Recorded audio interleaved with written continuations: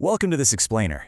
Today we're going to learn how to review our year, kind of like checking your end-of-year stats in your favorite video game. We're looking at an awesome devotional called The Measure of Our Days, a spiritual audit. We'll break down exactly what it means to look back on your actions, how to really grow to be more like Jesus, and how to make sure that absolutely every single task you do, whether it's super big or super small, actually counts. So let's dive right in by thinking about something I bet you've all experienced.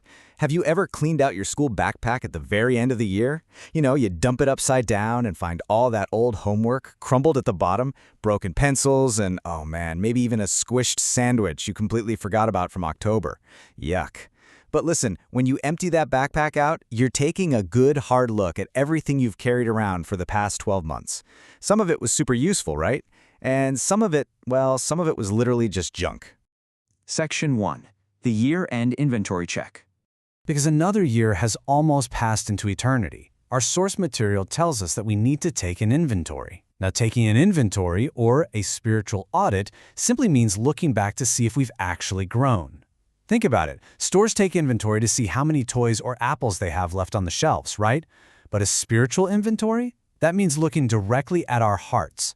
We're asked to see what advancement we've made in our Christian experience. Basically, have we grown closer to God this year, or have we kinda just been sitting still? This whole idea is grounded in a really powerful verse from the Bible, Psalm 39, verse 4. It reminds us that our days are measured. We don't have unlimited time, guys. God gives us a certain number of days, and He wants us to think really carefully about exactly how we use them.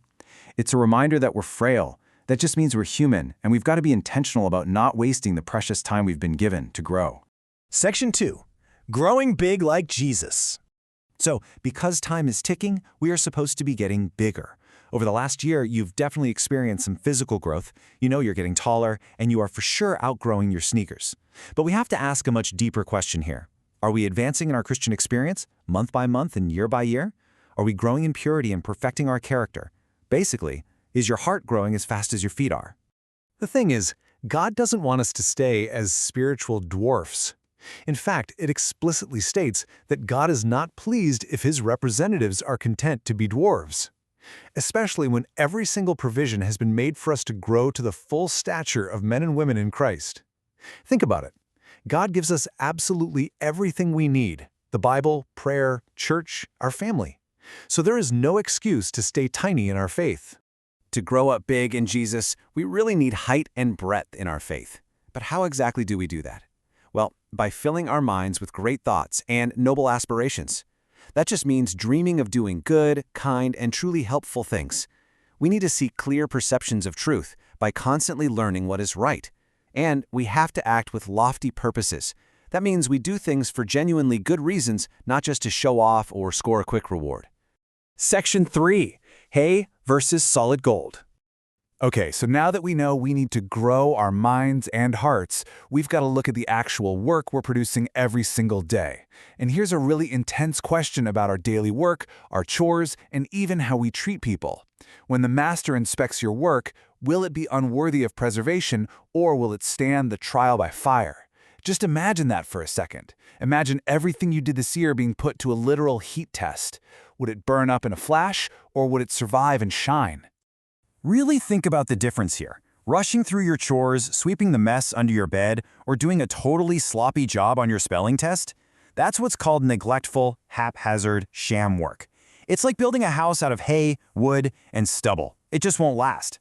But doing your tasks carefully, with thoroughness and fidelity, wow, that's like laying down solid gold, silver, and precious stones. Now that is work that lasts forever. Now, you might be sitting there thinking, but nobody even notices when I clean my room perfectly. Well, remember, the great taskmaster's eye, which means God, is always watching. Even if your parents or your teachers completely miss your hard work, the record passes straight up to heaven. We're supposed to work for Him, whether our painstaking efforts are actually seen and appreciated by other people or not. Section 4. Doing it all for Him. So how do we make sure our earthly, everyday work, like our chores, feeding the dog, or doing our schoolwork, actually turns into gold instead of hay? Well, before we can build with gold, we really have to take our spiritual audit seriously. Will our work bear true scrutiny? Specifically, are there those whom we have wronged? If you were mean to a sibling or lied to a friend this past year, that record goes to heaven. Taking inventory means realizing those mistakes, asking for forgiveness, and clearing that record right up so you can start building with gold again. The guidance here is super clear, and it specifically mentions you. It says, no man, woman, nor child can acceptably serve God with neglectful work. It doesn't matter if it's religious service, like singing in church, or everyday secular work, like your math homework. Yeah, God actually cares about your math homework. Doing a bad, sloppy job on purpose? That is definitely not how we serve a perfect God. Okay, here is the ultimate secret phrase for the true Christian. To keep an eye single to the glory of God, we're given a really simple but powerful thought to strengthen our principles. Ready? Whenever you sit down to do a tough task, whether it's taking out the smelly trash or studying for a huge test, just say to yourself, I do this for Christ. That simple phrase absolutely changes everything. It literally turns ordinary chores into shiny gold. As we wrap up this explainer and you start thinking about your own year-end inventory, I want you to really look at your daily choices. The backpack of this past year, it's empty.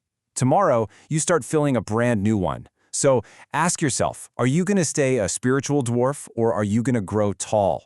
And when you tackle your tasks every single day, big or small, are you building with hay that's just going to burn right up, or are you building with beautiful, lasting gold for Jesus? The choice of what you build next year is completely up to you.